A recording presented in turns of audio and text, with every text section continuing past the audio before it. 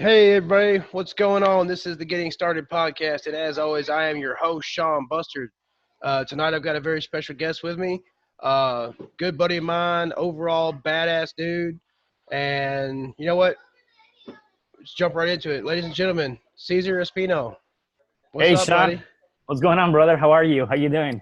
Pretty good, man. How about yourself? You know what? Not too bad. I'm in LA, so I can't complain. Weather is good. I wish it was a bit more warm.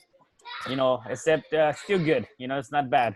Man, I hear you. Like, here in Tennessee, it's literally like, for whatever reason, man, it hits like fall right around the end of October.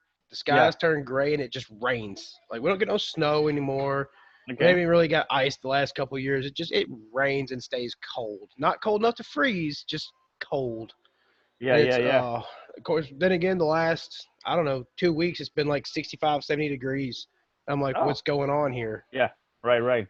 I've been complaining or not complaining. I've been like, I'm spoiled, right? I mean, the weather is good, and I just saw a friend of ours, Carmen, and so she's in Minnesota, but she was down here last week, and we're doing this 75 hard phase one, and part of that is you have to do a 45-minute workout outside, and I'm here like with a sweater, with a hoodie, because I'm thinking it's cold out here, and she's like, "You got to go to Minnesota. That's like under, below zero," and she's still doing it. So, anyways, I'm spoiled, I guess, from that Yeah, perspective.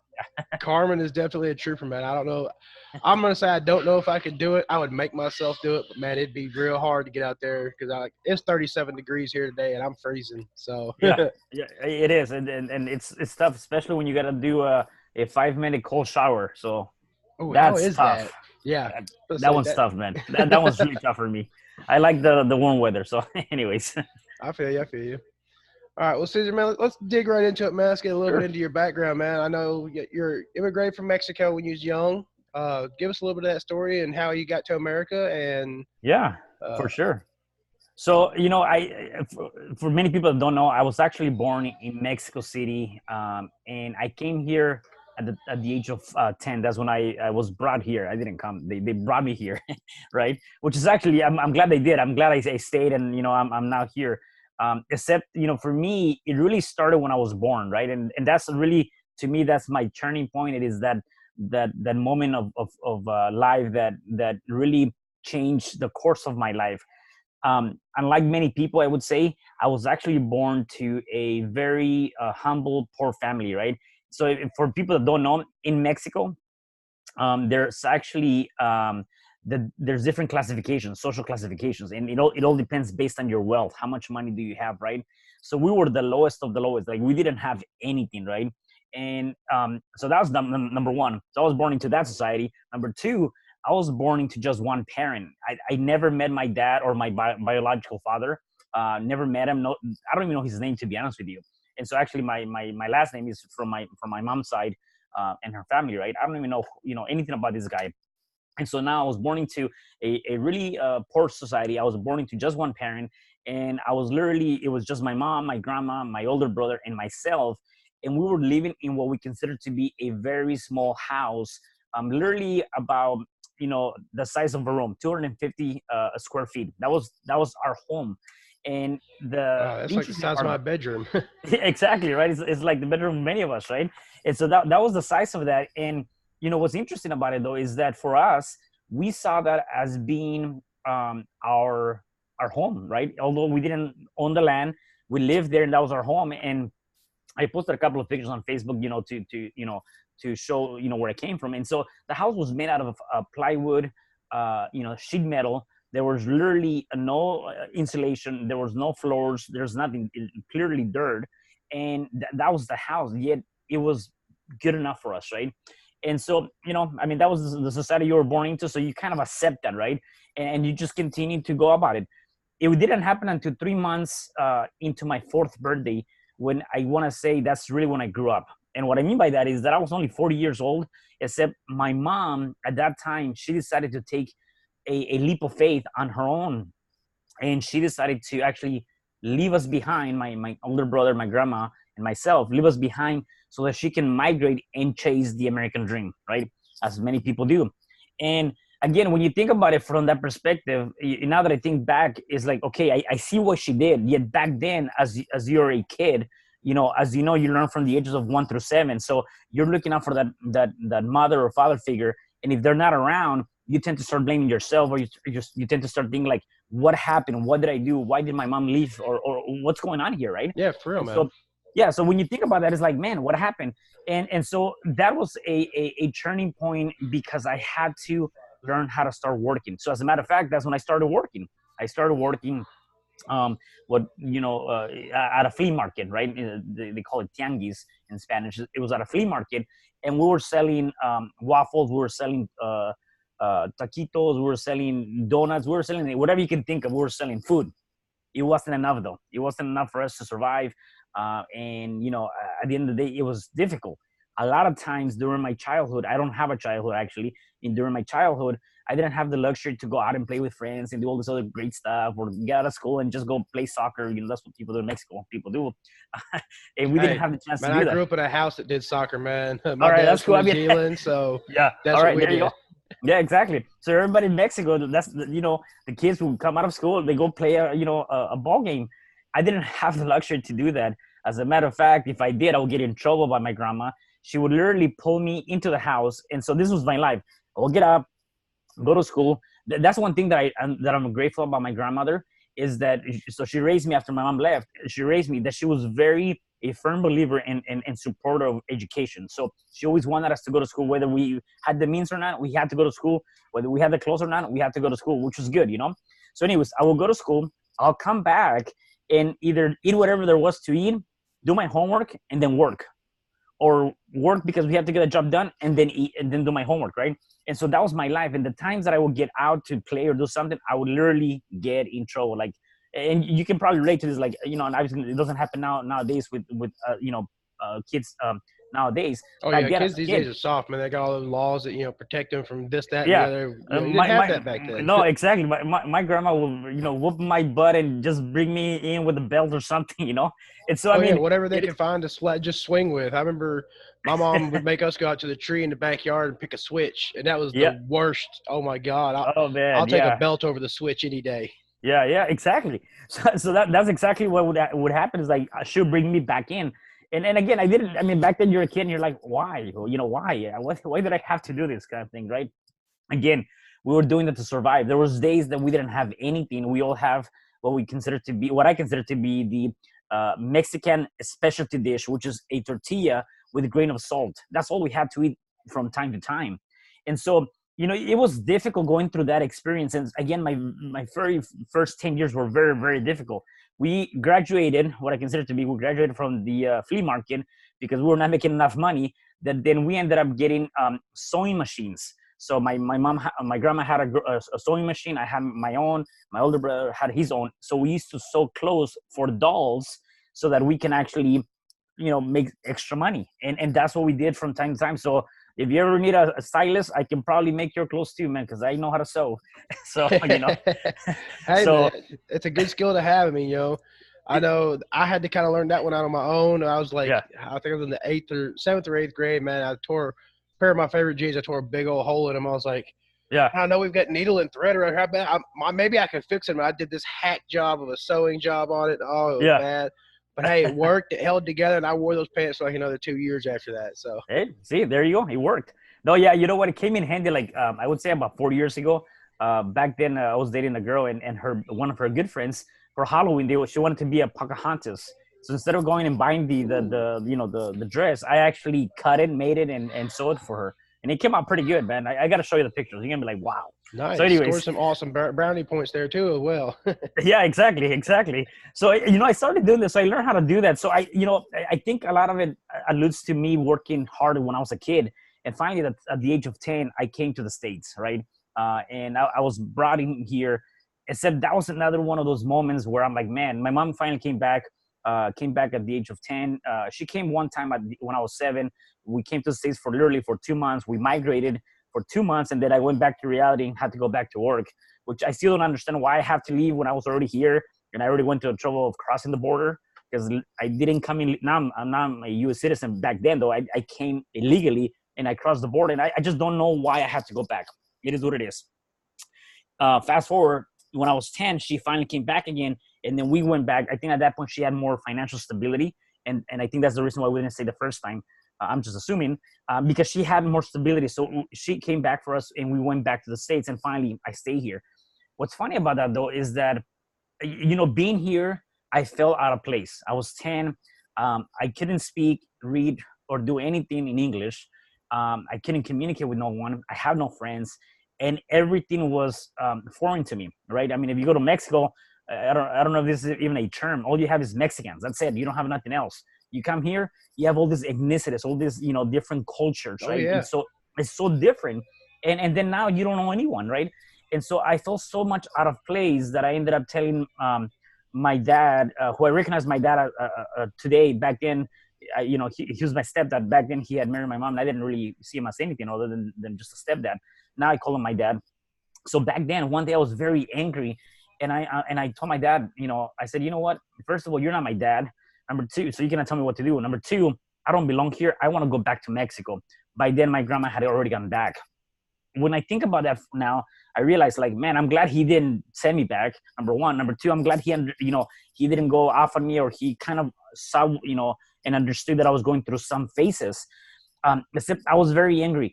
Except that's the same thing that we as people now in this society we're going through. A lot of times we as people are so afraid of the unknown, of being uncomfortable, of that fear, right? We're so afraid of that we'd rather go back to what we know to be comfortable, to us. So for me, in that state, I was so afraid of being in this great country. I was afraid of having this. I was afraid. This was my fear. I was willing to go back to Mexico when I was working and not having anything. That was what I was comfortable with. And that's the same thing that maybe many people are going through, whether it's through a relationship, through a job, through anything. It's like you're so afraid to take that leap of faith, or you're so afraid to do that you rather live with what you're comfortable with. Oh yeah, for That's real, one. man. I mean, that's one thing everybody's getting real big on. The last. Well, I mean, I'm only 34, and I've seen it happen in for the last at least 15 years of my life. I grew up. My dad was very very old school. Okay. He came here in 1941 from New Zealand, or no, he came here in 1957 from New Zealand. Excuse me. And he was in the States for I think maybe a couple months. He joined the Army. Mm. And that was actually how he ended up getting his citizenship and all that stuff.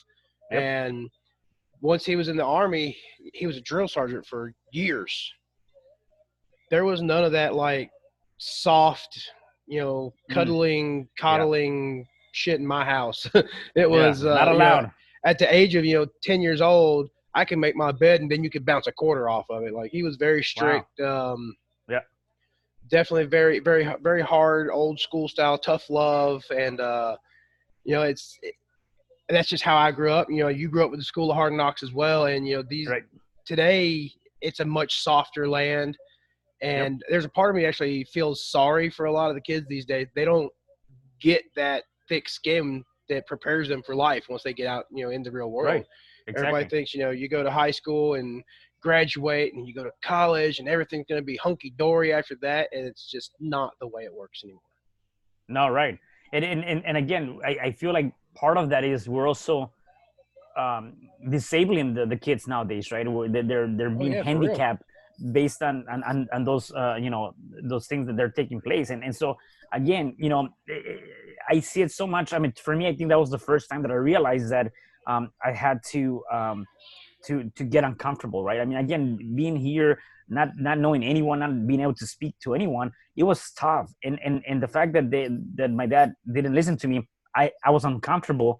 Yet what you do now, and a lot of people should do that too, is you got to be able to surrender to the process, surrender to wherever it is that is taking place.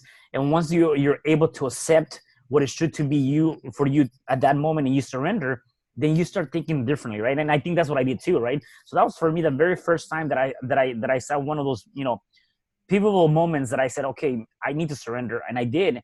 And sure enough, after I think 2.5 years of being here, I started talking. I started, writing, reading. I communicated. I learned the language pretty fast, and I was able to do more and more of that, And so things started now shaping up for me. They started becoming more of that. You know what? Okay, maybe I do belong here. Now I started having friends and here and there, and and then I had a girlfriend and whatever.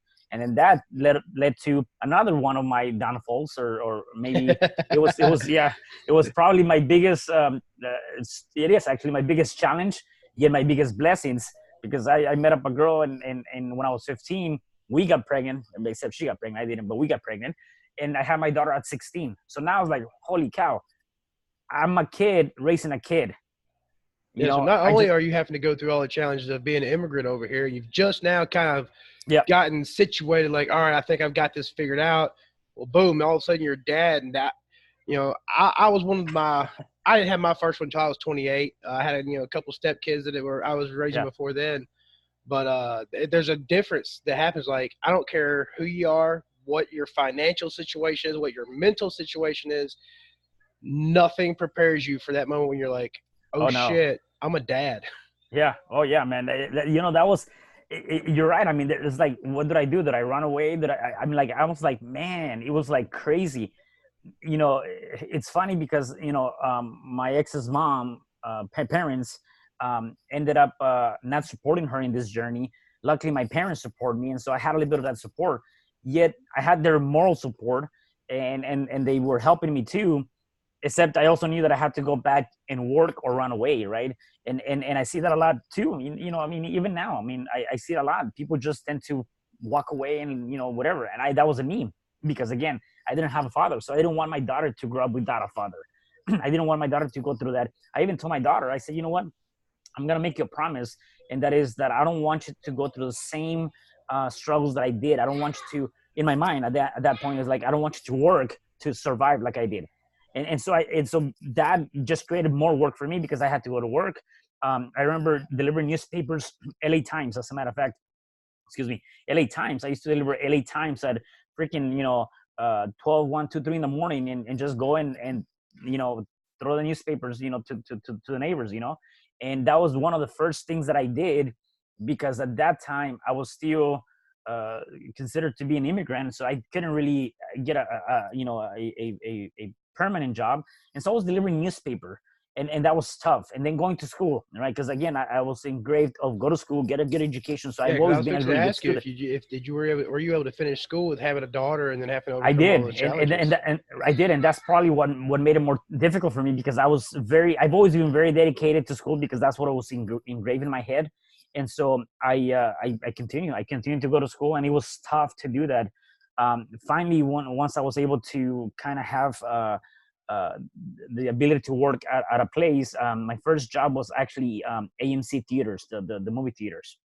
And I used to work there from 3:30 to about 11:30, 12 o'clock every day. So I will go to school in the morning, take the bus 45 minutes to an hour to be at school by 7:30. I will get out of school, and then take another bus from my high school. I used to leave early at 2:30, take it for about an hour to be just in time to start working at 3:30, and then I'll be working until 11:30, and then take the bus back. That was my life for I don't know how many months and years. It was crazy. And again, it was just those things, and it just kept going and kept going, and it was just one obstacle against another obstacle against another obstacle. I'm glad to say that I graduated with honors, and I still did what I had to do, which is pretty awesome. Hell yeah, man! Congratulations on Yeah, that. thanks.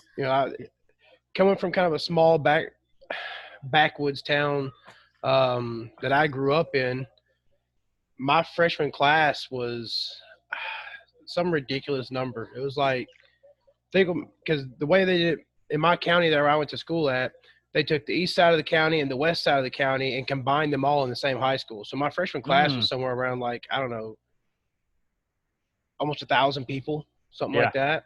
yeah, And just, of course, everybody makes stupid decisions in high school. You're getting yeah, pregnant, they're doing drugs, whatever. right. From all the, issues that arose, there was only about 600 people graduated. Wow. Yeah. So, we lost quite a few. And then even on down the line, it's like it was like I said earlier, I was 28 when I had my first child was my daughter. Hmm. And I was the oldest of any of my friends to have a kid. Like Wow. my best friend back in, I think, seventh grade, eighth grade, somewhere in there, he had his first daughter at 13. Wow. And Yeah. it really kind of blew my mind the other day because I seen her. She was working at one of these fast food places up here, and she's already graduated. Like, Wow. holy cow! Yeah, time flies. Yeah. For sure. Yeah, my daughter's gonna be 23 this year. Yeah, 23. Hey, there you go. So, and again, it's just crazy though. I mean, going through that, that struggle for me was definitely another one of those, obstacles that I had to overcome, right? And the good thing about it though is that at the end of the day I graduated and I went to college, and then I stopped going to college because I had to get back to work, because now life got difficult, as things get more difficult after high school. And so I went to school for like 6 months, and then I dropped, and then I went back to school, got my associates, then went back, got my bachelor's in IT. uh, Said I was going to take a bit of a break, then came back like 9 years later, and I got my master's. So I've gone through all that process because, again, I'm a firm believer of education, and so I've gone through that. Except now, the last 2 years, actually more like 3 years, I've been focusing more on what I consider to be self-love, self-development, taking care of yourself. One thing that I tell a lot of people is that you got to make sure that you're working harder on yourself than you do on anybody else. So work more hard on your self-development than anybody else, because at the end of the day, that you're working for somebody else is not secure. I've seen it time after time. My very last job, or previous to that, I was working at this company for over 10 years, in corporate America, and I saw so many people that have been there for so many years, and they were just laid off and taken away from payroll for whatever reason, right? And even when there was no real reason or the fault done, they were taken away from payroll, because again, that's what that's the society that we're living, right? And so the last couple of years I've been focusing a lot more. I don't know, what do you think about that? Man, see, I'm kind of split on that, man. From my own personal experience, I dropped out of high school. I Mm-hmm. was definitely more of the partier. Yep. I wasn't so much of a drug dealer as much as I was kind of the guy that could hook everybody up. Mm-hmm. You know, you want to You're find the this? I broker. got you. I was the broker. I was the broker Yeah. for everything. And then when it came time to throw the parties, all you had to do was come tell me, hey man, I want to have a party here this night. Well, dude, all right, Yeah. I'll go get the party favors. Right. And I had a guy for this and a guy for that, so I had to bring everybody in. And going through that and kind of having that sort of skill, I sort of touched every little clique that was out there. And I had some friends that were out there. They went through college, graduated with honors, went through college, and they're working corporate America right now, and they're making real good money, and they're real happy with their lives. And then I've had, apologize for the background noise, my kids Yeah, are you're running good. wild through here. And then I've had some friends, they went through high school, just barely skated by, you know, weren't really too into the academic side of things, but they're out there now and they're running, like I got one buddy, he's got his own fencing company and he makes pretty good money on his own. Hasn't really never worked for anybody else. Mm-hmm. And I've got another buddy of mine that he went through, he didn't really graduate with honors. He just sort of skated through school. Then he ended up going through, I say a vocational school. I guess it's more of a tech school. Yeah. And he wanted to do audio engineering. Mm. And now he's making his living as a DJ, and Wow. he's doing fairly well for himself on that end. And then Right. I've got some friends that went through high school, graduated with honors, and for whatever reason, they couldn't cope with that next level. So Yeah. they're out there, they're working McDonald's, they're working at Captain D's, and Wow. there's some guys are out there, they're working in these offices, but they're secretaries and they're not even ambitious enough to try to climb up that payroll to the next level. Yeah. Yeah, no, So I mean, and I see it too. Like, for me, I mean, again, I've always been like, a lot of us grew up with that. I think is go to school, get a good education, and go get a good job, and that's kind of the mentality or the flow that I did. Except now I realize that, I mean, it's good that I have all this. I also realize though that you don't need all of that to make a living, right? And kind of reinforcing what you're saying, you don't need all that. More so now in the last couple of years, I've been focusing more on the non-traditional education, seminars, reading, listening to these different people, networking with great people like you. Like doing that is also education, right? It's that there's people that don't even do that, right? So you got to do something. If you don't want yeah, to do and I the think there's traditional, something to be said about that because I always felt like the school system sort of let me down. yeah, I went through public schooling and it never really fit. I never fit that mold. Mm-hmm. And, I started my journey, this last year, and I've learned more, Yep. not only about myself, but just about like how things work in general as far as business goes, just from reading books and, Right. watching videos from different entrepreneurs out there doing this, that, and the other. Before all this happened, I think the only like quote unquote guru I'd ever heard of was Tony Robbins, because he used to have a damn late night TV commercial back in the day where he sold this, Yeah. course on cassette for $200-$300, and it was like, oh, this guy's a douche, whatever. Yeah. Yeah. Uh, Exactly. of Yeah. course, this guy that I was calling a douche 20 years ago, I'm like, hey, this guy was pretty fucking smart. I should have listened to him back then. Back then, exactly. Right. But yeah, I think there's definitely a market now for the self-education, Yeah. books, mentorship. I think mentorship, if you can find the right mentors and the right family of choice that are encouraging and supportive and want to see you succeed, Yep. that can make a whole world of difference in where you end up versus where you're at. Right. Yeah. No. And so actually, two things to that. Like now, I'll tell my daughter, like she has her bachelor's, and I said, if you're gonna go back to school to get your master's, I said, do it for one particular reason, and that reason is for self accomplishment. That's it. Don't expect anything else out of that. And I'm saying that with me having a master's, because again, I know the difference now. I agree with you. I think that the system now is not what it used to be, and you learn more in the non-traditional education than the traditional education. Except there's people that want to get a degree. Fine, do it. Except don't do it because you want that piece of paper so you can go to your job and say, hey, I want a 2% increase over the next 12 months, or I want whatever it is. Yeah. Don't, or because you're gonna put on your resume so you can get a better job. Just I say do it for self accomplishment. Number Do one. it to say you did it. Exactly.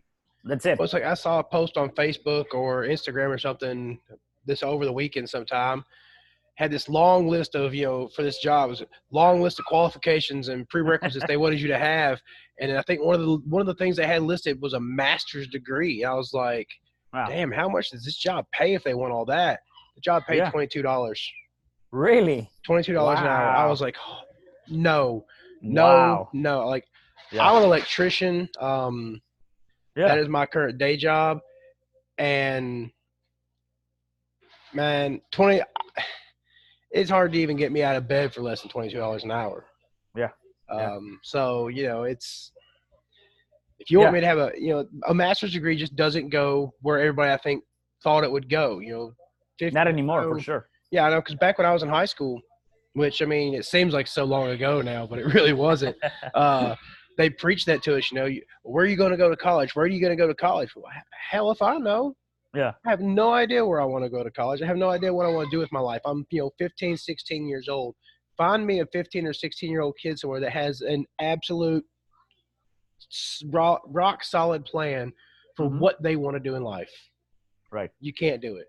And I was even one of those. I dropped out of school at 17.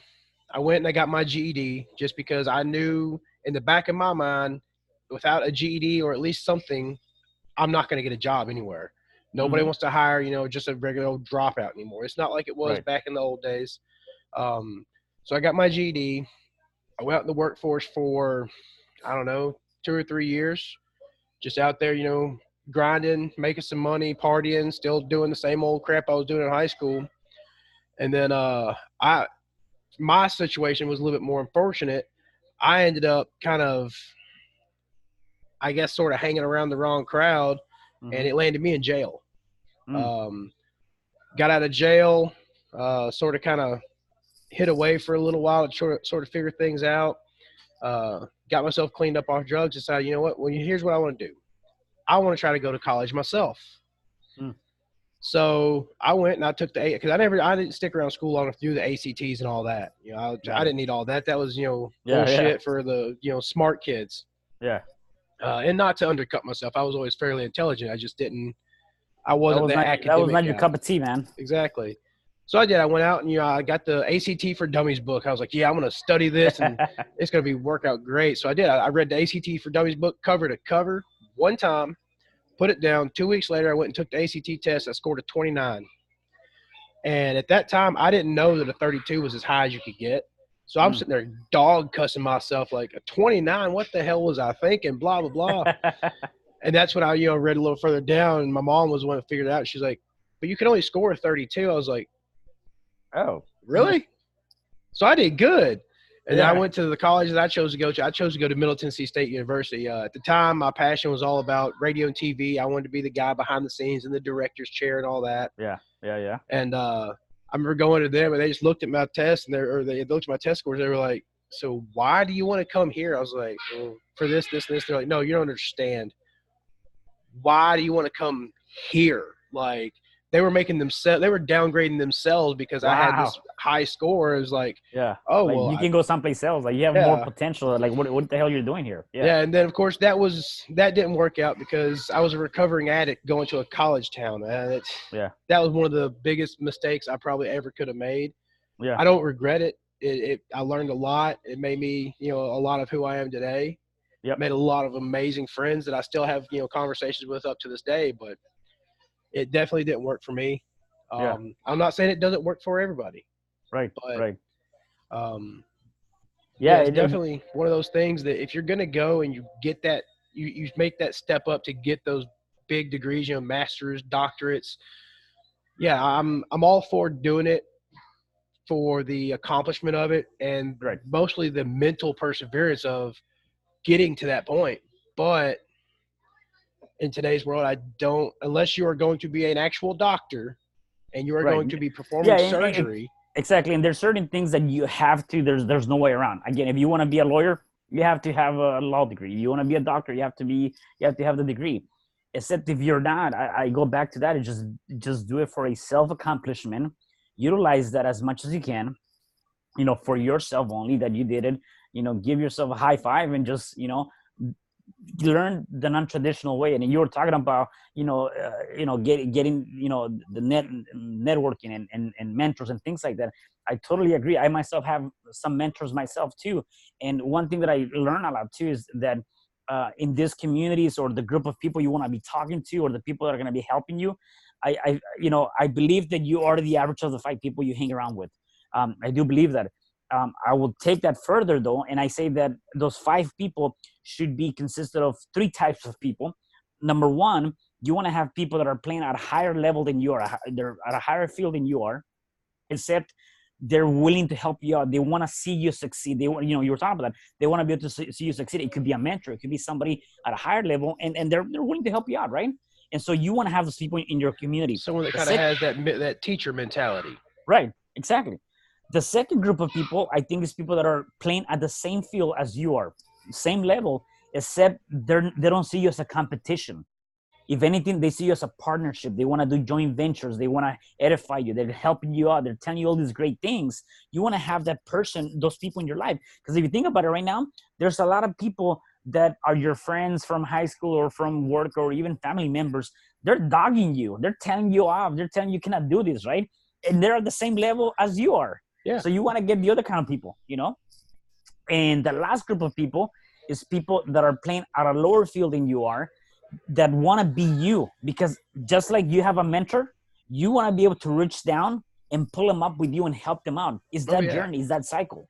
Yeah, and that's what I believe you should have, that group of people, Yeah, that's a great way to look at it, man. I think I've actually heard you talk about that before, man. I think that's definitely one of the coolest looks on it, because I'm a firm believer in the law of averages, or is a law of attraction? I forget what that's actually called.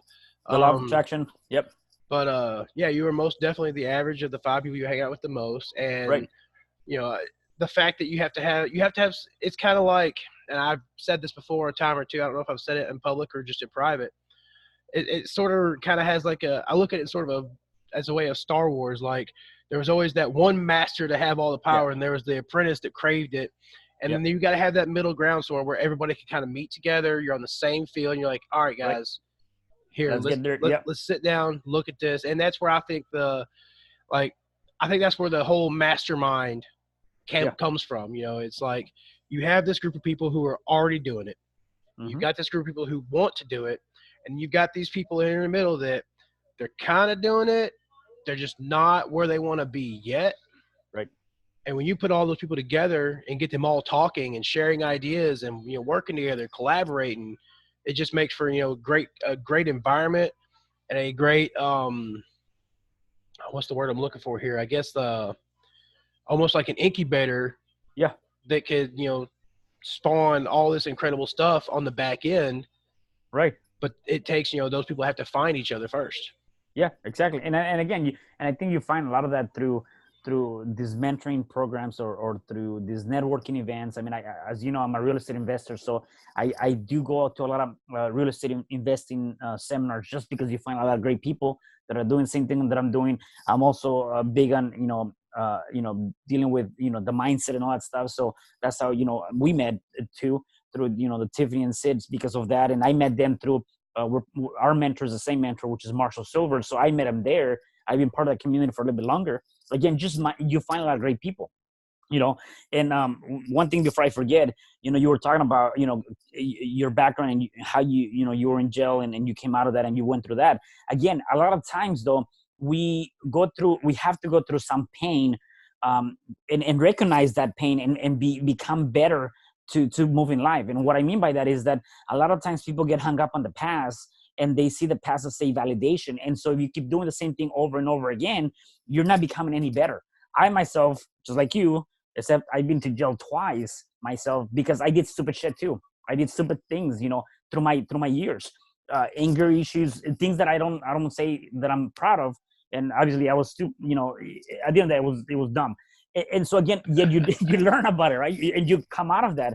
Except you have to be able to stop validating what you were at one point, because you're not that person anymore.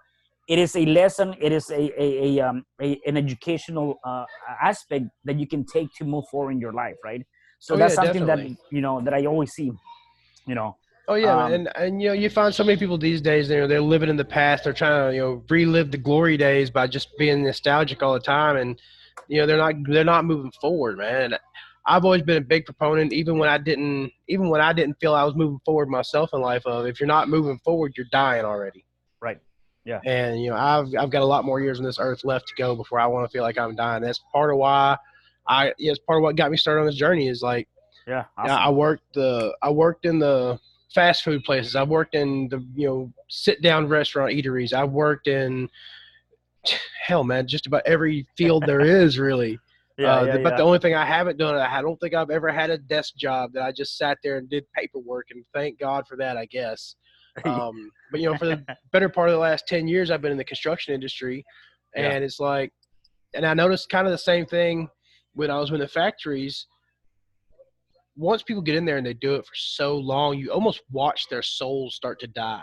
Yeah. And it's a sad, sad sight to see. And it's like, it's almost like they get to a certain point and they give up, because they're just like, well, this is what I've got, and I guess this is what I got to do for the rest of my life. And it's like, no, man, it's not what you have to do the rest of your life.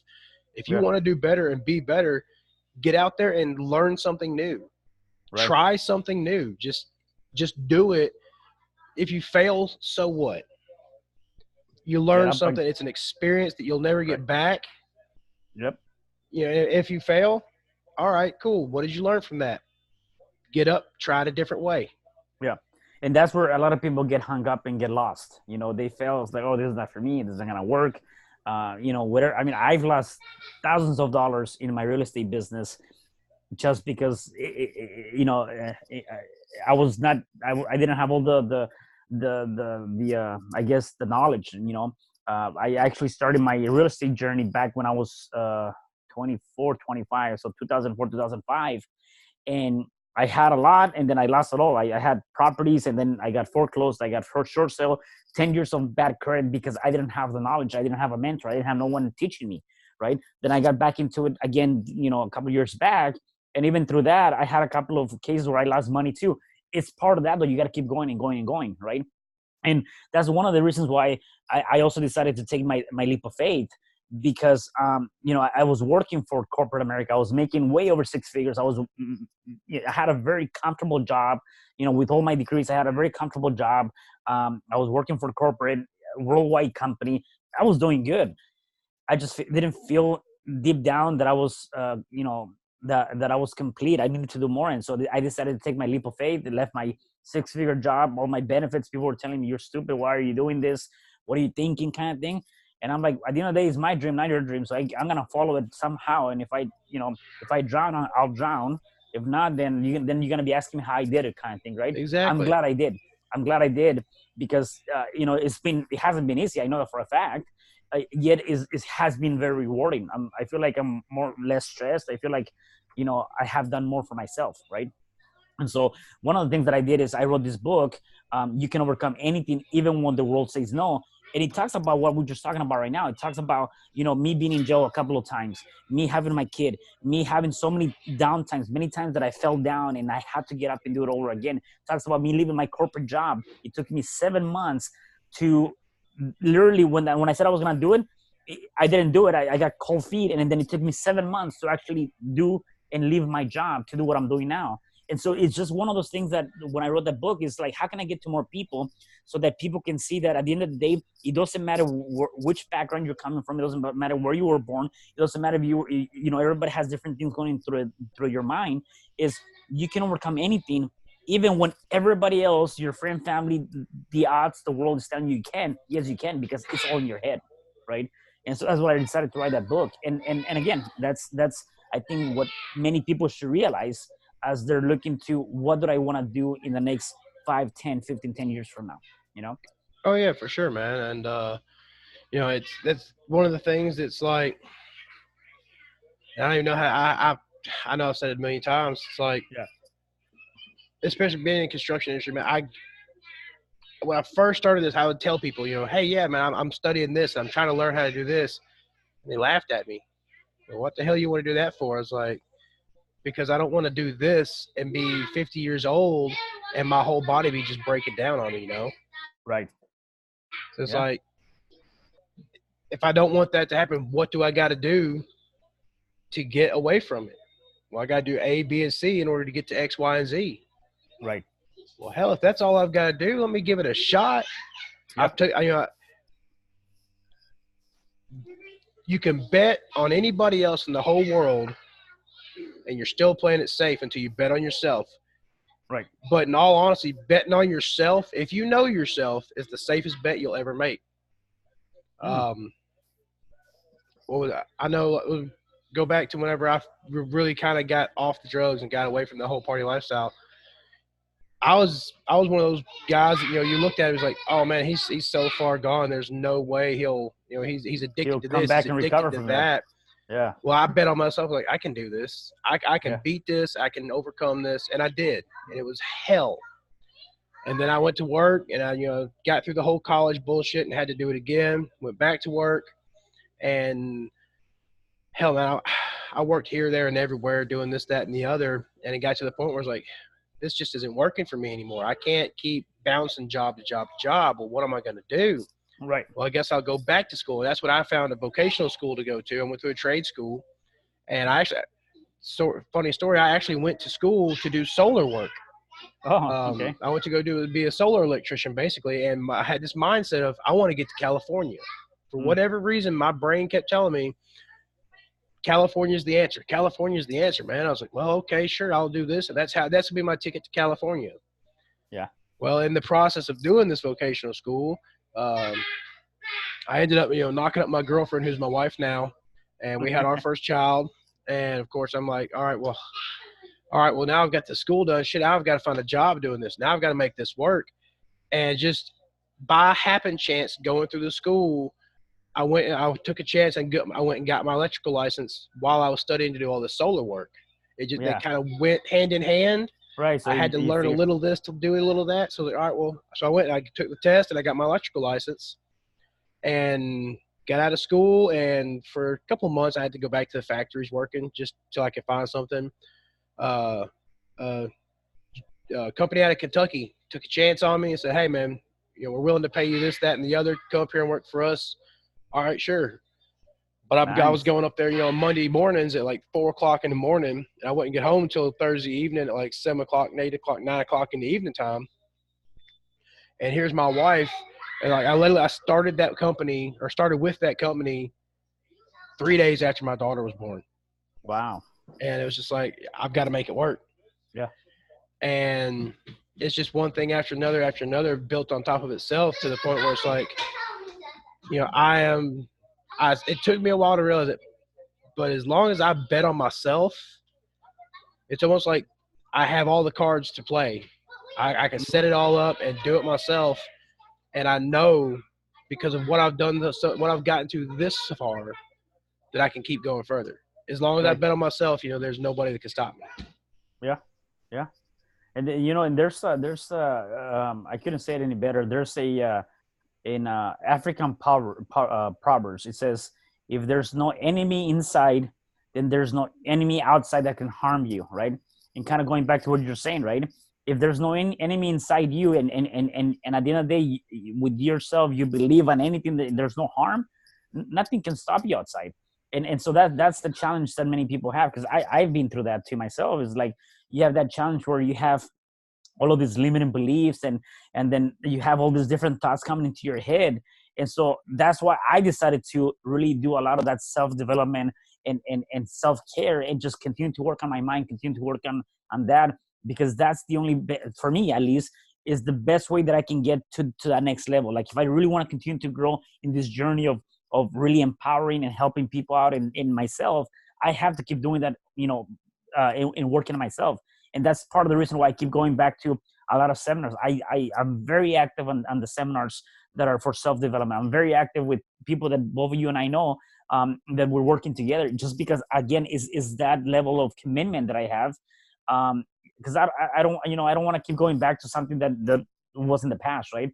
I've been tempted to go back to working as I did before, and I just recently got a very good job offer, and I was tempted to going back, and I'm like, yeah, the money sounds good and the benefits and all this other stuff sounds good, except at the end of the day, is what is your highest intention? What is your purpose, right? And so a lot of times people, we gotta find that. We gotta understand, okay, where do we want to go, right? A lot of people talk about it and says it's not about where you at now, and it's not about how you begin, it's how you end. It's about having the end in mind, right? If you know where you're going, just keep pushing to get to that point. And so as long as you know that, nothing else is going to stop you, right? And so that's a lot of it is really that. Exactly, man. Definitely. So Well, Cesar, man, it's been great having you here this evening, man. I've enjoyed hearing your story. I know the yeah, man. audience is absolutely going to love it. I definitely got to ask you a couple things before I let you go Sure. here, man. Yeah. When you were first really getting started with your, your self-employment and all that, your first journey into the entrepreneurial space, how were you able to kind of decipher sort of what was bullshit versus what was you thought was legit? Like, did you get caught up in any kind of scams especially like trying to learn anything? I did. Oh, really? I did. And part of that is, um I got scammed on crypto. I was trying to get into that investment.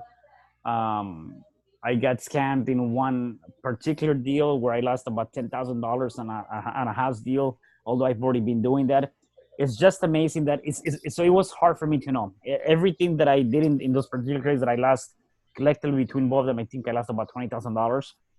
Um, it was one of those things where everything lined up, everything looked perfectly fine, right? And it was hard for me to know if it was real or not, right? Now what I can tell people, or what I tell myself too, is like, like for instance on the real estate, it was because I did a wire transfer to what licensed agent, freaking office, everything. We're gonna close on a deal, and they disappear and they scam like I don't know how many people. Anyways, now I don't Wow. even do that. I do a little more research, right? So you just get more educated. I mean, I think that's the best thing I can tell you. Get educated. In that particular case, I don't do wire transfers anymore. I do shares checks, because I can stop them. I can do more things. So I try to prevent that. There you go. On the crypto, same things. Like now, check references, you validate anything you do. So if you want to work with anybody, before you put out your money or anything like that, make sure you validate, you vet them out before you do any of that stuff. Oh, definitely. Yeah. And what is the best piece of advice you can offer for everybody out there who's skeptical about this whole lifestyle, who, but all they do know is their current lifestyle is not working? Like, what kind of value can you impart on someone who's in a situation where they're working 40, 50 hours a week just to make ends meet? They have no idea how to begin to break free of just the typical slave lifestyle. that everybody gets caught up in, what would be the best advice you could offer someone like that? I think the best thing I can tell people, and there's two things, but I'm going to focus on one right now because one already mentioned. The second thing is Les Brown talks about this, and he says, you know, he says, and I'm probably butcher a little bit of his quote because I can't remember exactly word by word, but he says, in order for you to have a better life in the future, right, you must, do what is hard today to have a better life in the future, right? So pretty much what it says is, if you do what is easy, your life will be hard. If you do what is hard, your life will be easy. And so once you understand that, you want to be able to determine, okay, what do I want to do in my life, right? And then it goes back to the first point. Work harder on yourself than you do on anybody else. I get it. You're working 10, 15 hours a day. Some people do. You come home, you're tired. All you want to do is sit on the couch. All you want to do is just watch TV. All you want to do is just relax. I was there too. I was working 12 hours. I was working long hours in corporate America. Although I was getting paid good, I was working a lot of hours. And so what I did is I worked on my business day in, day out. I would come in, get home around 7:30, and I would work on my business until I was literally tired. When I was writing this book, I created a game plan that I was going to do X amount of pages per day, and I continued to constantly work on myself. So what I talk about that is when I'm talking about work on yourself is just because you're tired physically doesn't mean that you're mentally drained. You have to continue to work on yourself. Change your habits, have better habits that you do every day, rituals, affirmations, meditate, read books. Don't read the garbage of newspapers or the news. Like, read something that's going to help you move closer. And if you have an idea of what you want to do, focus on that. Like a lot of people, like if you want to be a real estate investor, follow people that are doing real estate investing, right? And the last thing is, the best thing to do is find someone that's doing it and then work with them. Oh, definitely, man, definitely. And that's part of how you and me found each other, working through Sid and Tiff. Yep. So, man, before I let you go, man, you got any new business ventures you'd like to talk about, or any opportunities that you'd like to offer to the audience or anything like that? What I would say is, so I'm a mentoring, I have a mentoring program for people that want to get into real estate investing. Okay. And so if anyone is interested in getting into real estate investing, I would offer my program for 50% off for any of your listeners. Program is $3,500. I work with people one-on-one. I also make sure that I work with them until they get their very first deal, which most likely can be anywhere between $2,000 to $10,000, which means that they can get their money back within 30 days, right? And I will give them all the tools, contracts. We'll do Skype or Zoom conferences and things like that. So again, $3,500. I'll give it to them for 50% off. And then, I would love to see if I can help anybody else. And then, other than that, pick up this book, because there's a lot of great, things that you can get off of this book too. Cool, man. Yeah, if you'll send me a link to that, man, I'll get it tagged up in the Facebook group, man. I'll let everybody know. And Cesar, man, it's been great having you here, man. I've been, we've been playing tag back and forth for a couple months now, trying to make this happen. I'm so glad to finally have you here, brother. And, I'm glad you have me, Sean. Thank you so much. Yeah, man, I can't wait to see what the future has in store for you, man. 2020 is going to be a big year, man. Yes, definitely. We got this, man. Oh, yeah, definitely. All right. Have a great evening, Cesar, and everybody else. Thanks for tuning in. I hope y'all have enjoyed this, and I guess we'll catch you next time right here on the Getting Started podcast.